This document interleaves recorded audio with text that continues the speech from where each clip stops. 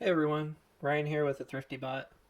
Wanted to refilm the unboxing and assembly video for the Thrifty Swerve. So let's go through what comes in your Thrifty Swerve. Open the box here. Immediately you'll see there is a sticker that has a website, swerve.thethriftybot.com. If you have any issues or come across something that doesn't make sense, send an email to contact@thethriftybot.com and I will reply and provide support for your team. So the first thing I would do is take everything out of the box, make sure you have all of your parts.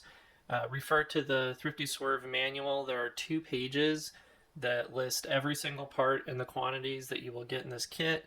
Make sure you have everything. If you're missing something, shoot me a note and I will get it sent out to you immediately. The tools needed to assemble the Thrifty Swerve are pretty simple. You need an 1/8 inch hex driver and a Torx Plus T10 driver. Every order has one of these shipped, so you should have that already, and you'll need either a manual driver for that just plugs right in, or I like to use an electric screwdriver. Just makes things go a little bit faster with assembly. All 632 bolts are Torx head, and all of the 1032 bolts are driven by an 1/8 inch driver. The other thing everyone's getting with their kits are a piece of emery cloth. That's for if you need to take any of the anodizing off of your shafts or anything to help with fit up. You'll get a Falcon 8mm output shaft in case you're using the Vex Falcon 500 motor. And you'll get some of the Super Lube PTFE grease. You don't have to use that synthetic grease. You can use something else. I know every team has opinions on grease, but I wanted to send some in the kit just in case teams didn't have any. So now it's time to mount our drive motor and our module rotation gearbox to the motor mount plate. So this is everything you'll need. We're using the Rev Neo motor, but you can use the Vex Falcon 500 motor. And the pinions that we supply with the kit are 8mm keyed 12-tooth pinions. So if you have a 12-tooth pinion, that's the 20 dp diametrical pitch for the gears. I believe there's one for the Falcon. You could use that if you have that on hand. We're also providing some spacers. So you want to press the key into your keyway on both of these and slide the spacer over that and try to move your key back out towards the front and then turn the spacer so that the little slot isn't there anymore and that way it won't slip over it. And then you just slide your pinion on over that. Should go on pretty easily. You're going to do the same thing on the rotational gearbox that you use. We're using a Versaplanetary here.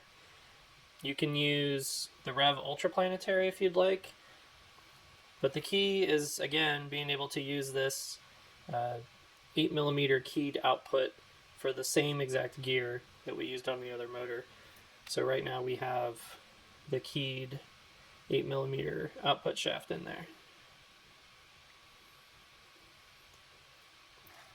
So that's all good. We've got the Neo brushless 550 on there. You can use a brushed 550 from BaneBots on that. That's what Strikeforce has used in the past. You can use really about any motor you want on this if you have it on hand. If you want to try out a bag motor, that's fine too. The key being that you want your end module RPM to be somewhere in the neighborhood of 170 to 190 RPM. This gives you some flexibility, but that's just what we found works really well. Okay, so now we've got our pinions on both of our drive motor and our gearbox. We're going to mount everything for our motor plate assembly. So you want to take the main plate here and the spacer plate. That's what this is. It's just a 3D printed motor spacer plate. If you don't want to use this, that means you would need to cut about 1/4 inch off of each of these output shafts. This just solely exists really so that you don't have to cut those shafts down if you don't want to. And you'll notice once you start to align this up a little bit, this really only goes on one way. If you have this flipped accidentally, you'll notice the Rev ultraplanetary mount holes don't line up anymore, so it should be kind of obvious that something is wrong there if you see that. But you'll just want to get these lined up. And we're going to mount our motor first. The other thing you'll want to think about is where you want your motor leads going, the wires that are coming out of the motor, which direction you want those facing when you do this. Use my 1032 3/4 inch long bolts. We provide 2 of those in the kit. You'll want to use blue thread locker on these as well. Okay, now it's time to mount the rotational gearbox. 2 of these holes are sized for 1032. 2 of them are sized for 832 pass through. So just keep that in mind if you're using a versaplanetary light. Those use 832 size bolts. And again, use thread locker on these. So that gives us our motor mount plate. It's all ready to go. And we'll set this aside for now because it'll be the last thing that we attach to the swerve module. First, we're going to attach the bushing retainer printed piece to the main plate using 10 of our 1/4 inch long 632 Torx bolts. Before you do this step, you'll want to decide where your encoder is going to be placed on the Thrifty Swerve. There are really 4 locations for this, either here or here, because that determines which direction this is facing, and I can show both of those here. You'll want to use thread locker on all these, and that's noted in the Thrifty Swerve assembly manual.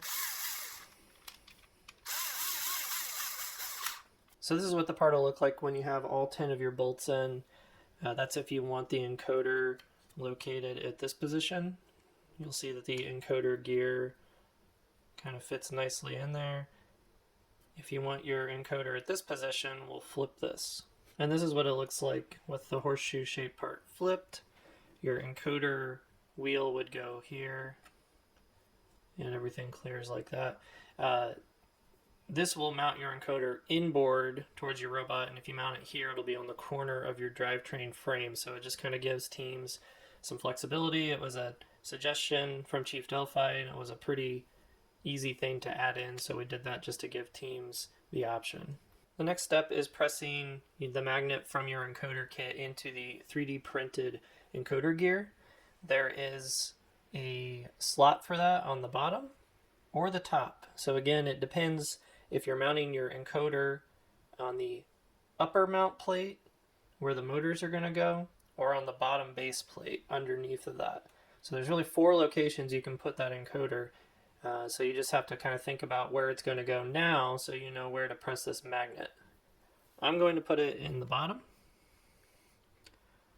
And it's a bit of a tight fit. You got to get it started on there. You can use your table or something like that to really make sure it goes in all the way. You want to press down fairly hard on it. It should go and be sticking out about a 1/4 inch or so. That's what you want to see. Now's a good time to apply a little grease as well on the rotation locations that will plug into the main plate. Just a little bit, you don't need a lot. Now we're going to attach our encoder. So the kit comes with a base encoder mount and a cover plate just to keep debris out. The base encoder mount has a little hole there that'll line up with your across the road electronics encoder. You can use the provided screw that they give you to secure that encoder in there. And there are 2 5/8 long bolts that are Torx head 632s. And again, you got to pick the location of where your encoder is going to go. In our case, for this example, I'm going to mount it on the underside of the main base plate. So you would attach your encoder inside that main base plate. I don't have one here with me right now, but that would be hanging out the bottom of this. You would apply the cover, and then you would attach the entire assembly.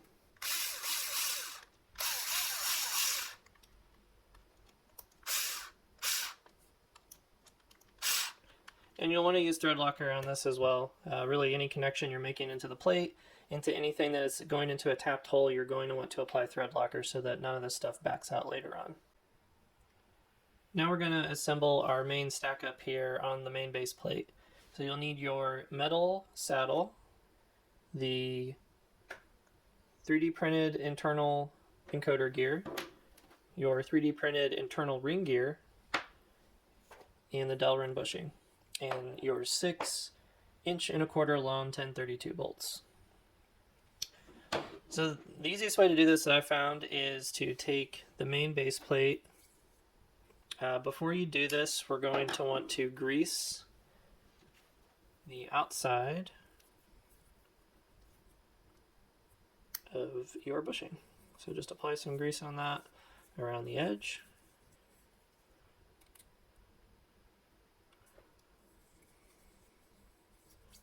Just helps things spin a little bit easier and improve the wear on your part. So plug that in there. It should be a fairly snug fit. Nice little snap in there.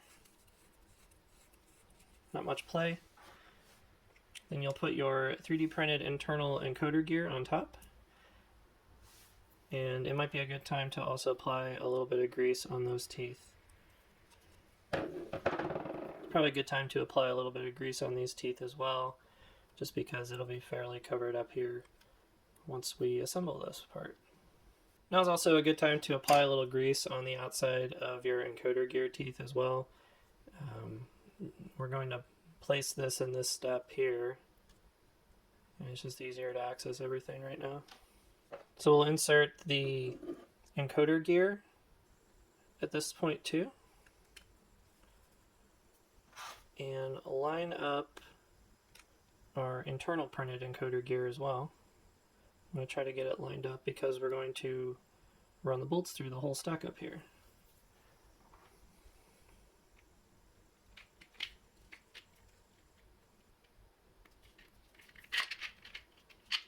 So those all 6 should go through pretty easily. So your stack up sandwich should look like this at this point. Encoder gear should start to spin this. You want to make sure that teeth are interlocking before you tighten this all up. And then we're going to take our printed metal saddle and plug the bolts right into that, and use our 1/8" hex driver to start to tighten these. Again, you'll want to apply Loctite on all of these.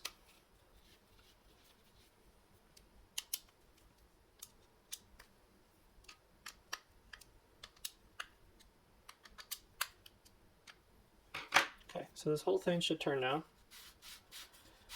And that's about how you want it to feel. It's not going to be, you know, spin it like it's sitting on a bearing, because it's not sitting on a bearing. You have a Delrin piece riding against aluminum.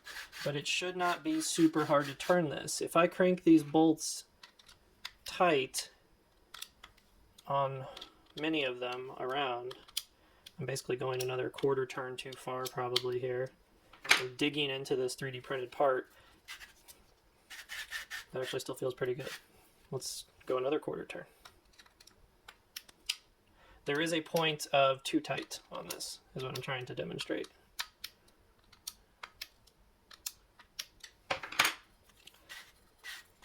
Still feels pretty good. So I'm trying to make it do it.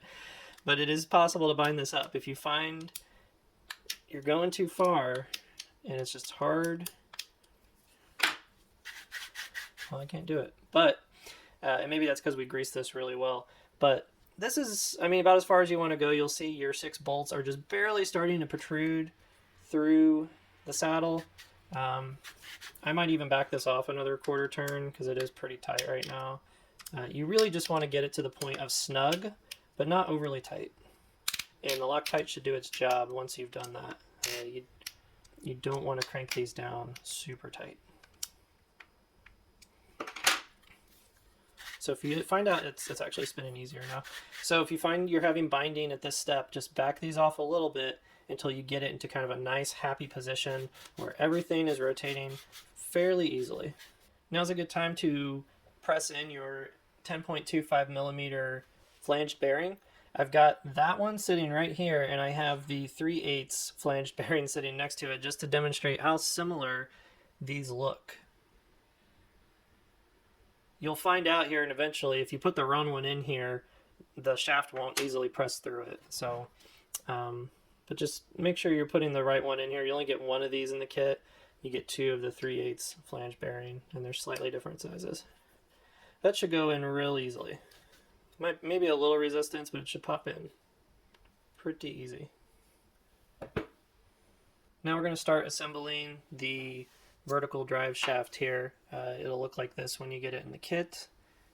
And you want to take your small 15 tooth bevel gear and your 0.192 inch spacer.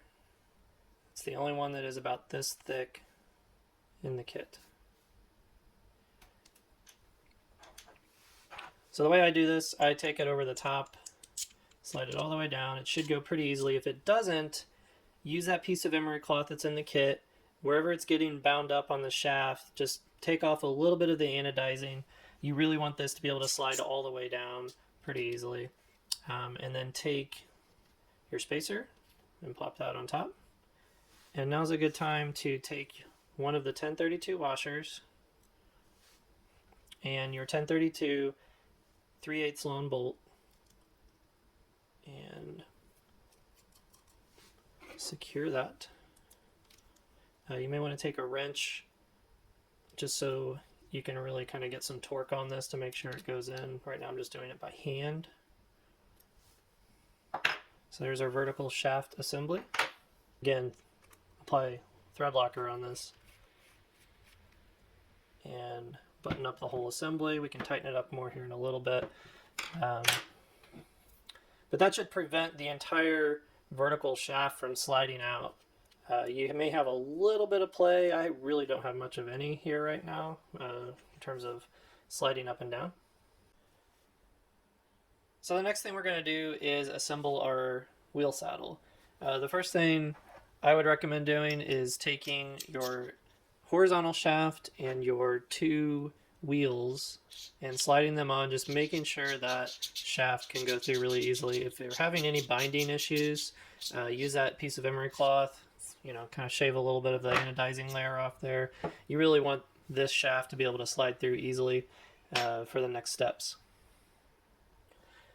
At this point, you should have applied your tread to your 3-inch wheels. There is a separate video for that detailing how to cut the tread, drill the holes using the printed tread tool template, and you should have 2 of those. You'll also want to have attached your bevel gear, your large bevel gear, to the wheel at this point. So if you haven't done that, go ahead and do that now. The next step, we're going to, I call this is kind of create the sandwich for your wheel stack up. So you're going to take your 0.993 inch long spacer and just kind of sandwich it between the 2 wheels. You want the recessed side inward on both of these. And you just want to kind of hold them together and pop the whole thing in between the saddle. That's really the only way to get this all in here in one piece, just because how tight the clearance is. So I've put the 0.0825 spacer on my horizontal shaft. It is the slightly thicker one. It's a pretty tight fit, and it's designed to rest up against the inside part of the bearing here. So what we're going to do is we're going to slide this in and go all the way through the entire wheel stack up through the spacer and through the other wheel. It should slide through pretty easily once you get it all lined up.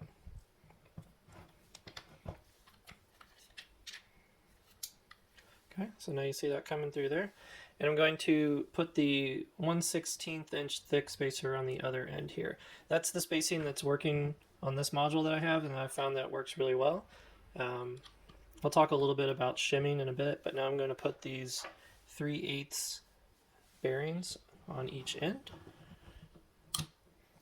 And the whole thing should snap together pretty nicely. Your bevel should be engaged at this point and just be rolling smoothly. Now it's time to put the 1/2 inch long 1032 bolts on each side of your wheel saddle. So you're going to take your 1032 washer Put that on your 1/2 inch long bolt. You'll want to put thread locker on these too, so make sure you do that.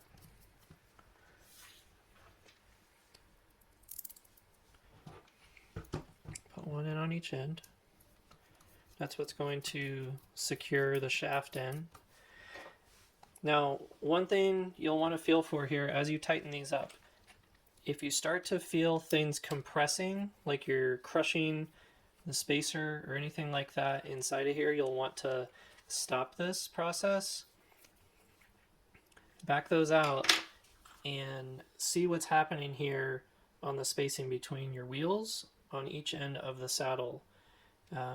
What can happen here, just due to tolerances and stack up with the bevel and some other things, is that if these spacers are too large and take up too much room, when you compress each end of this by screwing it in and tightening it, it can bind this up pretty horribly. You would feel it and it wouldn't spin nicely like this one is. This feels great. If yours isn't doing this and it's bound up or it's hard to spin, likely the spacers are just too large in here. And I've included some smaller shim spacers in the kit where you can try to dial this distance in. You would just back these bolts out, take the shaft out, swap the spacers until you kind of get a nice horizontal distance and a nice vertical distance too. There's shim spacers in the kit for this shaft as well. If your bevel isn't sitting nicely flush there, engaging with the gears, you'll want to play with that distance too. This is kind of a bit of a process sometimes, but I've tried to include the shim spacers in the kit so that teams can take the time and dial this in, because it's really important to get this spinning freely and nicely before we attach the motors. If it's bound up now, it's definitely not going to work very well once you've attached the motors. So spend the time, take your shim spacers, get your vertical and your horizontal moving nicely, and your Thrifty Swerve will just be a lot happier in the end. So before we connect these two pieces together and finish the Swerve module assembly, this is really the time to apply your grease on all of the gears, any rotational parts. Doesn't hurt to add some lubrication there. You know, if you have, I've included some super lube grease in the kit, but you can really use whatever your team is comfortable with. Every team has a preference, it seems, on grease, but the key is not to skip this.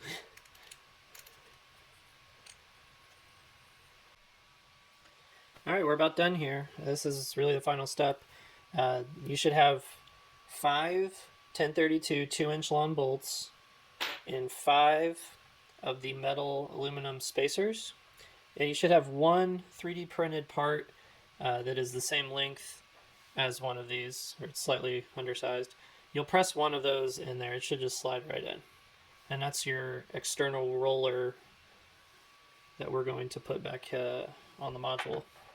The key is to get this center 8mm bearing pressed into this hole and to get the gears engaged on both the outer gear here and against the 21 tooth gear.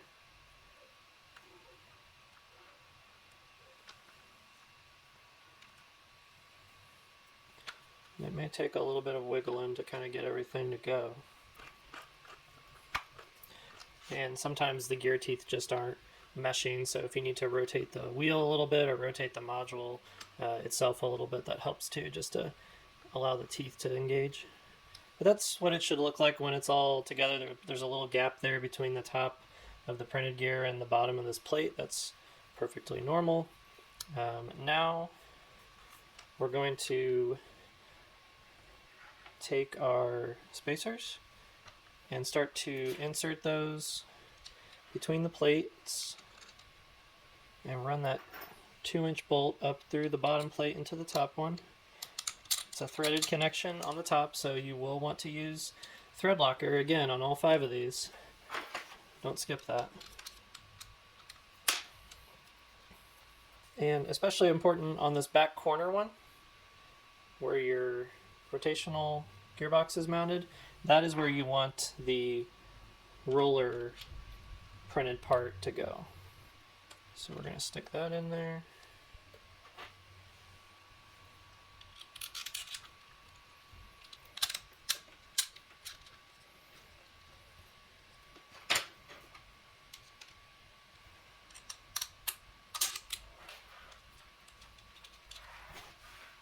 Okay, once you get all 5 of them started, go around, tighten them up.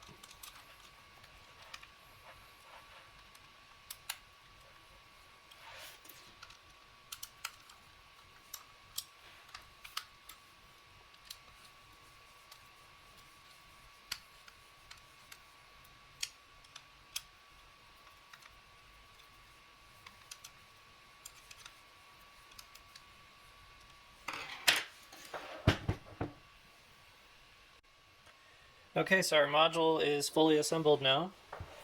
The last thing you'll want to do is just kind of do a feel check here. Make sure everything is spinning appropriately. There's not a lot of excessive binding.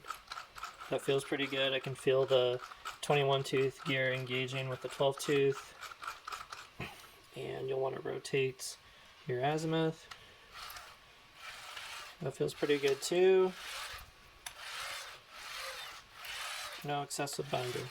So that's what you want. You want this to be rotating pretty smoothly before you ever power it up. And just make sure you don't have a lot of binding going on any of the parts here. So congratulations, you've officially assembled your module.